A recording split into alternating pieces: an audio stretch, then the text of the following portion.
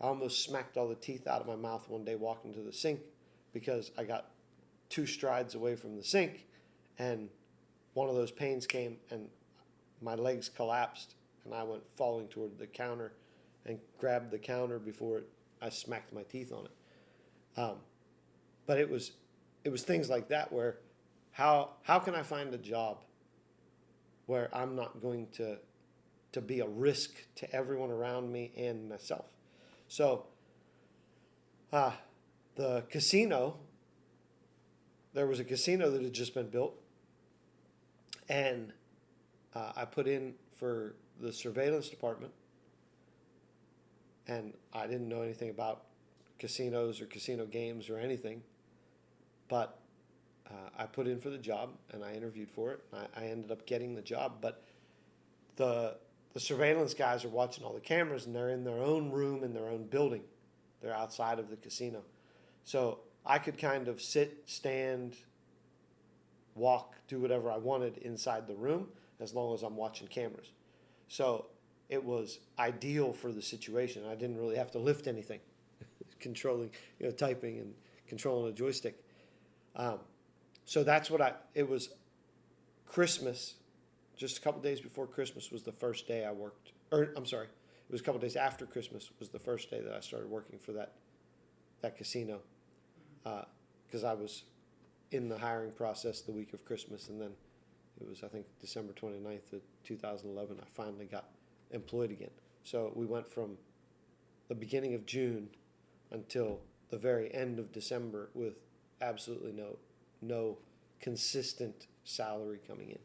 The casino, I've never worked at a place that had a heaviness to it like that place did. There was 1,500 employees and not one happy person.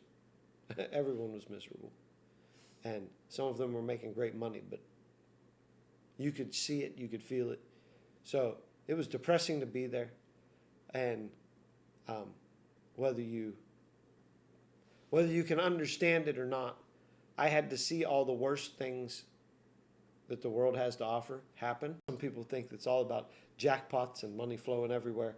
Well, it's also about people being intoxicated and fighting and puking on machines and doing things that you would never see anywhere else.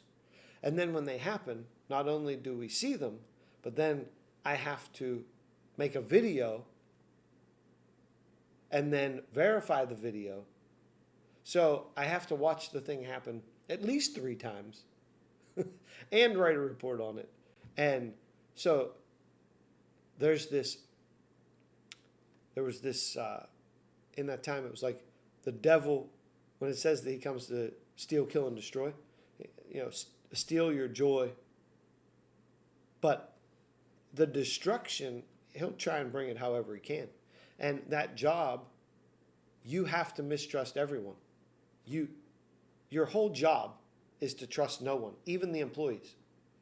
Because in a casino, most of the time, employees are in on whatever's going on. So if somebody's really trying to steal from the casino, then there's an employee involved. So our whole job was to not know anybody there. And there was a team of 15 of us and 1,500 employees. So you're not really allowed to talk to anybody in the casino outside of your department. And you're not supposed to trust anybody. You're supposed to be the one that watches. And so there was this, as I went through a couple years at the casino, I could see that with my wife and children, all I could see was the negatives. The only thing that would stand out to me in behavior was the negative, because I got paid to watch the negative all the time.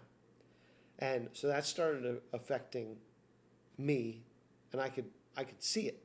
I mean, I could tell it was affecting me. And then the job that I took at the casino was working overnight. So I left the house at 11 p.m. I got back to the house at 8 a.m. So if you look at the years that we spent married, less than half of those nights did we sleep in the same bed because of injury, and because of the job that I worked. So not only was there lack of intimacy, but there was not even sleeping in the same bed because we're sleeping at different times of day. And so it's challenging. I mean, and that's one of the things that we talk about in our ministry with people is if you're working a job overnight and you can't sleep in the same bed with your spouse, that's the first thing that needs to change, because that's not the way God has it for you. And He doesn't want you being on opposite shifts, never seeing one another, never seeing your kids the way you should. So, and now I'm starting to preach in the middle of telling my testimony, but I just want to be transparent on how those things happen. It didn't mean that we didn't love one another. It's just that the situation was completely out of balance.